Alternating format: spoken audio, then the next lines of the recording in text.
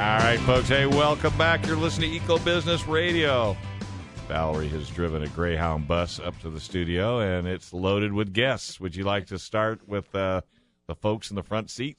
Ted Torre-Bueno and Jose Torre-Bueno, who come from Empowered Energy Solutions. Okay. And they are going to talk to us for about 10 minutes on the financial aspects of renewable energy. So this week it'll be on renewable energy, but other shows down the road it may be covering other aspects of sustainability. So Sure. It might even be in water.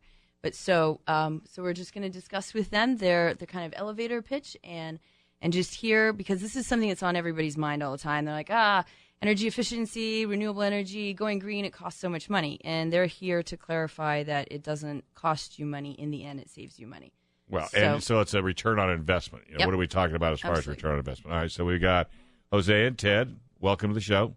Thanks. Very nice to be here. All right. Who gets to be the first? I can go first. And this would be, I'm guessing, Ted? Yes, I'm Ted. All right, Ted. You can actually turn it so you don't snap your neck. There you go. All right. And, you're absolutely right, because I live in Alpine, as I mentioned off air. I've looked at solar. I've had a couple of people come out. I was never comfortable with any of the answers, So explain to the folks, what do they have to do to make sure they understand that what they're buying is going to be cost effective in the long run? Well, I think the most important thing for people to understand is that, energy efficiency and green in general has been pitched for a very long time on grounds of, ideology and opinion and sort of an environmental pitch. And I think all those things are very valid. But in the final analysis, what gets people to move is, if you're talking about money. And we've long since crossed through the threshold where at this point it's a lot more expensive. It's going to cost you a lot more to do nothing than it's going to cost you to do the right thing. Well, that's very good. That's so, good. yeah. So, yeah. I think the thing is that the world sort of changed under everyone's feet without anyone really noticing. Mm-hmm. The change is it used to be that putting off, being sustainable or being renewable was a sound financial decision, at least for right now, at least in the short term. Mm-hmm. That hasn't been the case for at least five years or so now. At this point, anybody who's putting off being sustainable, being renewable, is just paying a big premium, and they're basically paying that premium in order to have somebody burn fossil fuels for them. And we're talking businesses as well as homeowners. Especially businesses as well as homeowners. Even more businesses and homeowners. Right. Because there are so many rebates and incentives and tax breaks and so on for being sustainable at this point that if you're letting somebody else grab those, you're basically letting somebody else grab money that could be yours. Sure. And you're also paying a big premium for energy, which, as we all know, is just getting more and more expensive. Right. So what is the actual first step that people need to take in terms of if they want to go green, save money with their energy? Not just buying solar, but... Well, it sounds to me like they need somebody to sit down and counsel them, or maybe come out and look at their home and say, okay, some type of an analysis. Does your company do that? We do. And I'd say more generally than doing an analysis specifically, the first step is to get knowledge.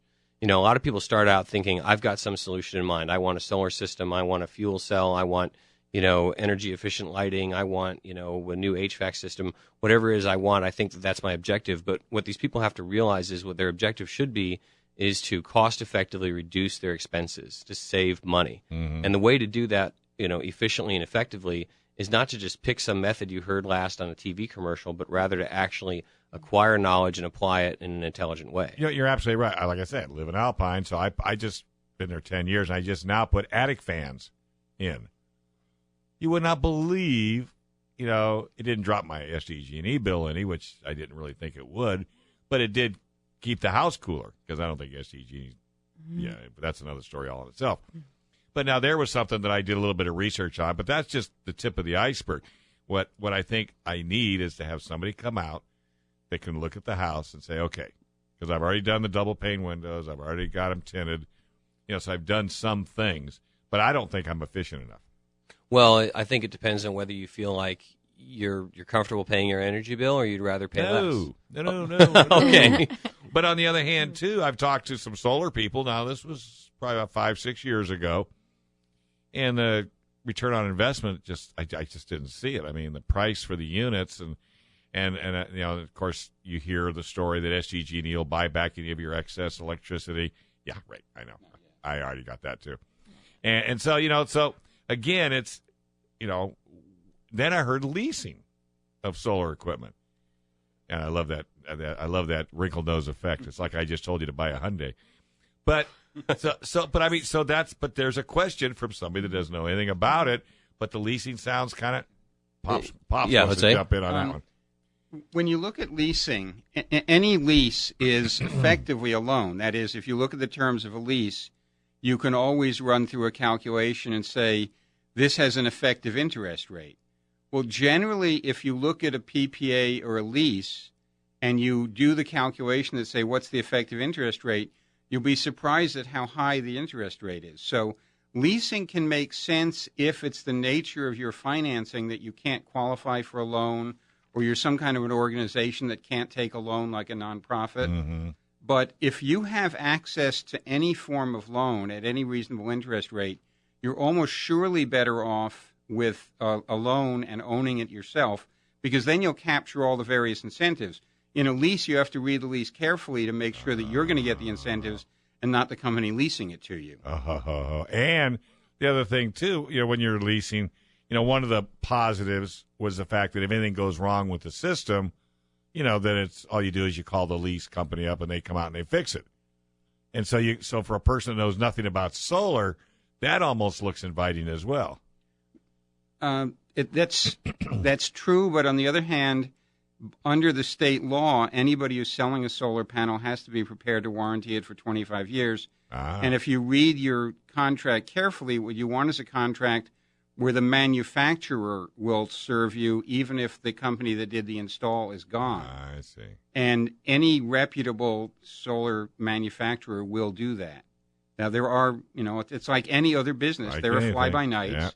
And if you get some no-name panel and you discover that the installer is gone and that whatever company supposedly made it is gone, then you're going to be out of luck. But if you buy it from a company that's a reputable company, then they'll cover it. Right. And it'll be pretty much the same as having a lease. And that's like, okay, you're going to get a panel for $5, you're going to get a panel for $100. Okay, well, not that big a difference, but the right idea. But but the analogy still, I always tell people, if you're going to buy the $5 panel, buy 10 extra. So you're absolutely right. And actually, one thing I would want to mention about a lease, which is very different from a loan. With a lease, almost invariably, the company that installed it, or rather their finance company, is getting all the rebates and incentives and so on. So they're making out because they're getting money from Uncle Sam, they're getting money from the state government, they're getting money from the energy company. And you're just paying your lease payment. You're paying your lease payment, and if you actually look at what the real cost of that lease payment over the course of its life is, it's almost exactly the same cost as you would have been paying the energy company. So you're having a great environmental impact, and that's wonderful, and you're doing a good thing for the environment. And their finance company is making out, and you've created some work for the local community because people have to come out and install it. That's but right. you're not saving any money. Well, I might get a Christmas card from those guys. You never know. I'll bet you nice. will. Maybe even a fruitcake. Yeah, the Christmas card is going to be, introduce us to your friends. We want to know other suckers. Where have I heard that one before? Well, but these are the kinds of questions that need to come up in a show with this type of format, because there's a lot of folks out there that don't have a clue. You guys, every one of you at this table, run into them on a daily basis. When the minute you mention you're doing anything green, then you get all the same questions, I'm sure, that pop up, pretty much what I'm asking right here and now. So, Ted and Jose, what would you say are the three most important financial tips that you can share with our listeners right now in terms of understanding renewable energy, and in particular what you guys do? Well, I'd say one thing is that you have to understand that efficiency first always makes a lot of sense, because efficiency costs a lot less than renewable energy. So if you're looking at getting the best possible return on investment and putting out the lowest possible amount of money, you're talking efficiency first. Another thing I would want to mention is that, when you're talking about why would I even want to do this, you have to understand that earned income is worth a lot less than income that you save. Because earned income you're getting taxed on, money that you saved, money that you didn't spend, it's tax-free. So if you have to make a choice about, earning more or saving more, you'd always rather be saving because you're getting, that minus taxes. And I guess the third tip I'd have to say is that you have to be armed with knowledge. If you're going forward on a basis of, I've heard this is interesting, I kind of want that, then you're proceeding on entirely the wrong level. The question you should be asking is, how can I achieve the best financial result of my investment in energy efficiency, renewable energy, whatever it is you're looking at? You should be looking at the bottom line. You should be looking at your savings. You should not be, trying to find some simple, quick fix. The simple, quick fix means that somebody else is putting up the money and they're going to want the profits. Mm-hmm. So you should be asking yourself, how do I capture the profits of what I'm doing? Excellent. One thing I do want to mention is that if you're doing this correctly, you need to think about the specific conditions in your building and your location. Even sort of national websites and even government agencies that have a list of these are the things you should do, you should keep in mind that that's a list that was developed sort of averaging on the whole country. If you consider something like, for instance, insulation is worth a lot more in Minnesota than it is in coastal San Diego. Mm-hmm. And when we've done analyses on buildings, we routinely find that the best measures to take will be different depending on where your building is, especially in San Diego County, which has such huge differences in climate.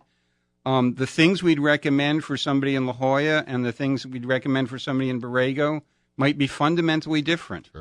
Sure, yeah, without a doubt. And I think that's, where the expert needs to come in. And finding an expert that you can trust, finding an expert that you can rely on. But, I guess the one last thing I would say is the most important advice that I have for people right now is, you have a lot of choices when it comes to looking at renewables and energy efficiency, and it'll definitely help to have somebody who's very knowledgeable to help you. Mm-hmm. But the worst possible choice is to do nothing. Yeah, no, I think you're absolutely correct, and I think I think there's an urgency. The unfortunate thing is a lot of people are driven by the dollar amount, not the efficiency amount. I think you hit it right on the head. You need to look at how to be efficient, and then find out how beneficial is that going to be for you.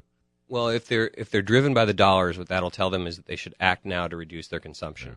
And they will save money. And I think the most important thing to convey is that they're not going to save money 10 years down the road or 15 years down the road, but next month, next week, they'll be saving more money than they would have spent. Sure. So in other words, if they're not doing something, they're paying a premium for that. Right. Well, and that's exactly, you hit it right on the head. And I'm already nervous because San Diego Gas and Electric just came out and put the smart meter in my house. Oh, I actually know neighborhoods that have gone entirely to the smart meter, and they're already on time of use rates. So the critical thing about a time of use rate, of course, is they're charging you different amounts depending on when you use the energy. Mm-hmm. And the fundamental difference between a smart meter and the old style meters we all had is that the smart meter allows them to not only know how much energy you're using, but when you're using it. Right. And that means for a lot of San Diegans are going to be paying a lot more for their energy real soon. The nominal rate might not increase, but depending on when they use it, they'll be paying more. Yeah, I knew when they put that rascal in, I knew I was in trouble. No, they weren't doing it out of the goodness of their hearts. No. So, Ted and Jose, thank you very much for coming in. I think all of our listeners have... Oh, 2 more minutes? Yeah, let's let them go 2 more. You know what? I would love to have Tom, our premier guest and sponsor, throw in his 2 cents for the 2 minutes, too, just to and then we're start off from what we said. Then we're going to run him the whole half hour. Yeah, we will, but I don't know. Tom, what are you thinking out of Thank you, this? Valerie. Yeah. I think our other guests have made a very valid point. Conservation is probably the first thing that people should look at, and saving energy is the most efficient and the best return on investment that you can make. First, want to just thank again Jose Torre-Bueno and Ted Torre-Bueno from Empowered Energy Solutions, and you can learn more about their company and their philosophy of course, start with energy efficiency first at empoweredenergysolutions.com. Very good. Yeah. And yes, and they specialize in residential. They do commercial retrofits as well, but they definitely are an excellent source for You think they have a information. phone just in case somebody doesn't have a computer? I don't know. Yeah, you can reach us at 858-292-6100. And 858-292-6100. One of these days you'll get old, and you'll remember to do that slowly. For us old guys. Because we don't get to write as fast as you young kids.